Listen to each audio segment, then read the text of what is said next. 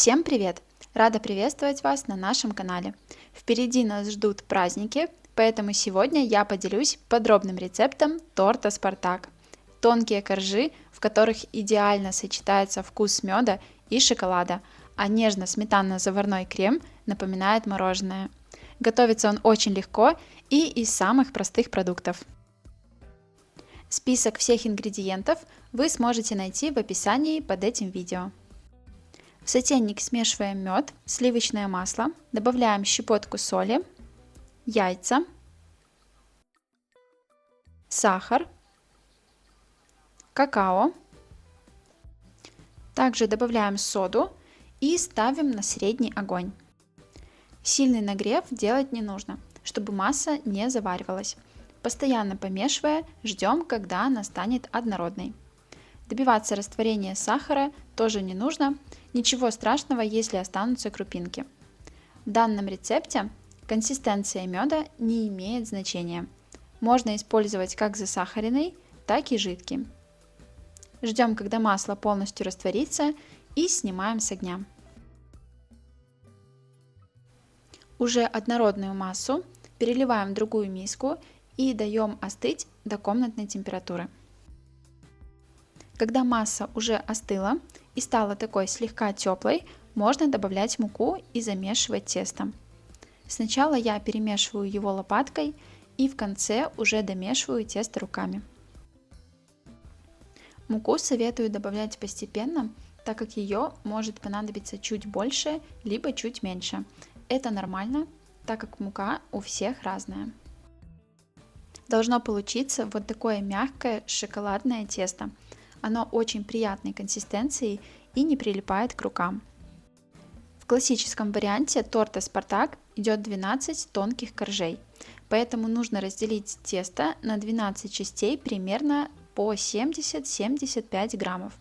Если хотите сделать коржики потолще, то делите тесто на меньшее количество.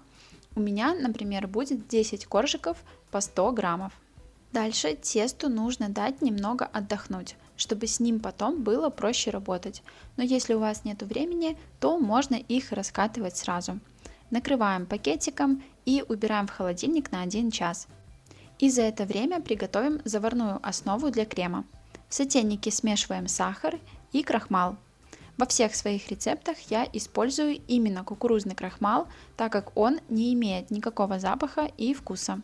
Но его также можно заменить и на муку.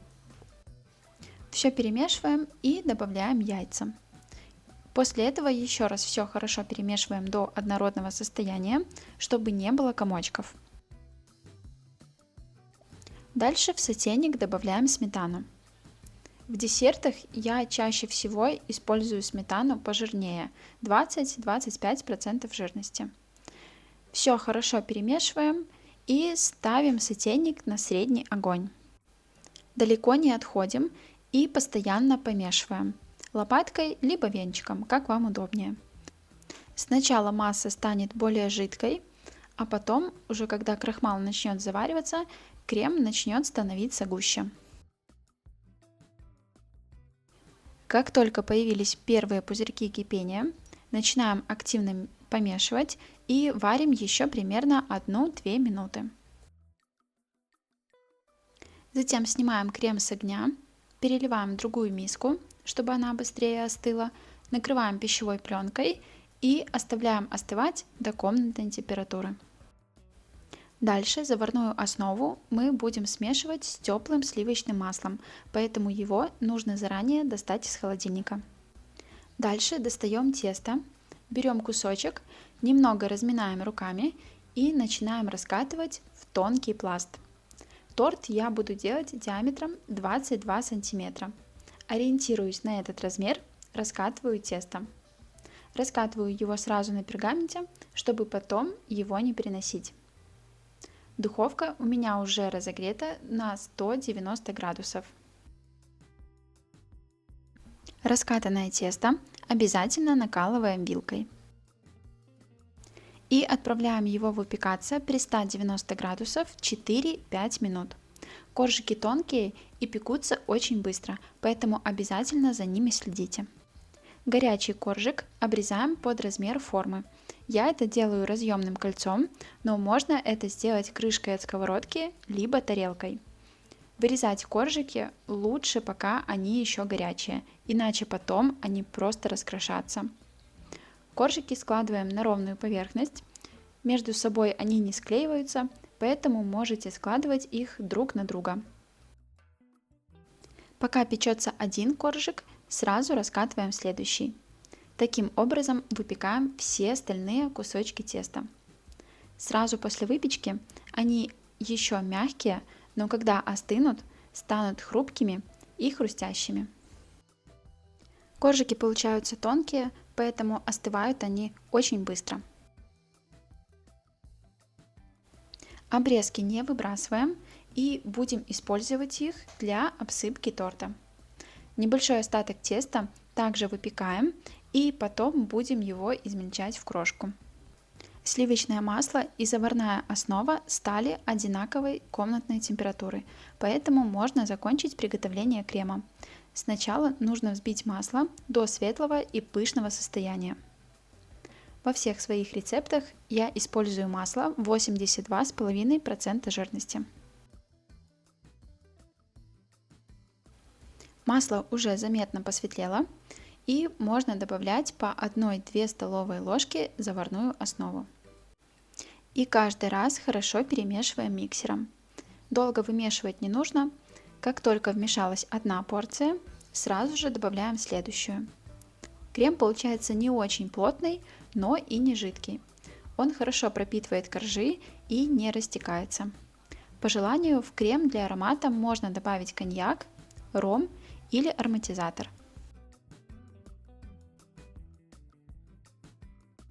У меня крем готов.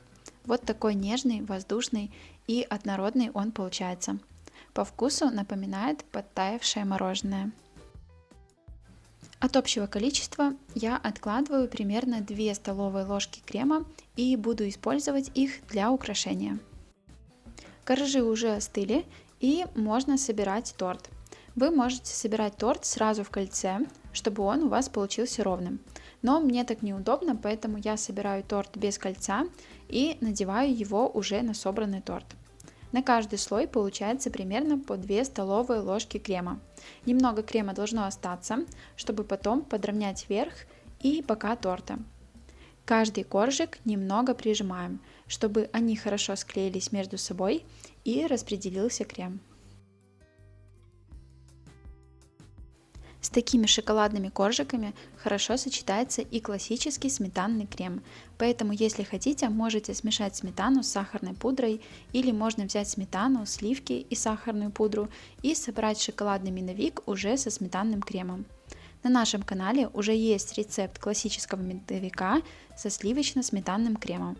Он получается очень вкусным, ссылку оставлю в описании под этим видео.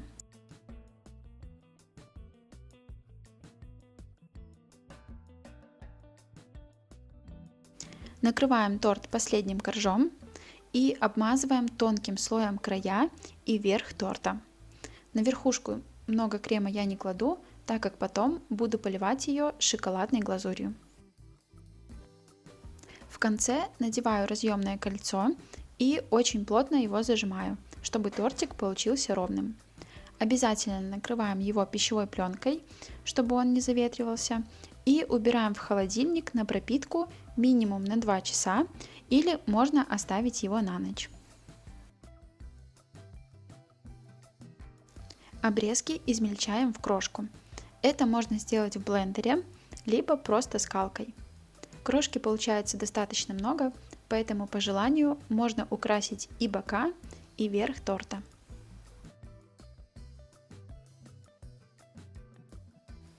После того, как торт хорошо пропитался, достаем его из холодильника, снимаем кольцо и проходимся лопаткой по краям, чтобы немного его подровнять.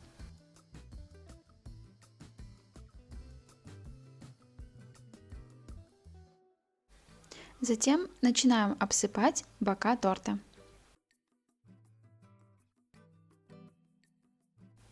Еще по краю я делаю такой тоненький бортик, но этого делать не обязательно, здесь уже на ваше усмотрение. Убираем тортик пока в холодильник и приготовим шоколадную помадку. В сотейник всыпаем сахар, какао и немного перемешиваем. Дальше вливаем молоко и перемешиваем до однородного состояния. Ставим на средний огонь и, постоянно помешивая, доводим до кипения. Как только появились первые признаки кипения, активно помешивая, провариваем еще примерно 30 секунд и снимаем с огня. Добавляем сливочное масло и еще раз все перемешиваем, чтобы масло полностью растаяло. Вот и все, шоколадная помадка готова.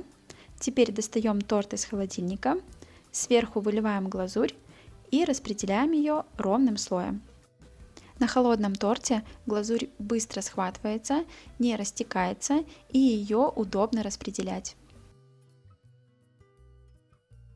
По желанию сверху можно сделать какой-нибудь узор при помощи палетки или обратной стороны ложки. После этого торт нужно убрать в холодильник на 20-30 минут, чтобы помадка хорошо застыла. И уже потом можно закончить его украшение. В одну часть отложенного крема я добавляю чайную ложку какао, а вторую оставляю белой. Затем перекладываю их в кондитерский мешок с зубчатой насадкой. Вы можете украсить торт ягодами, мандаринками или сделать рисунок растопленным шоколадом. В таком случае откладывать крем не нужно. Я буду украшать вот такими цветочками по краям. Сначала отсаживаю белым кремом и затем дополняю шоколадным. Сверху я дополнительно посыпаю шоколадным дрожжем. По-моему, получается очень симпатичный, бюджетный праздничный декор. Такой торт отлично подойдет на любой праздник.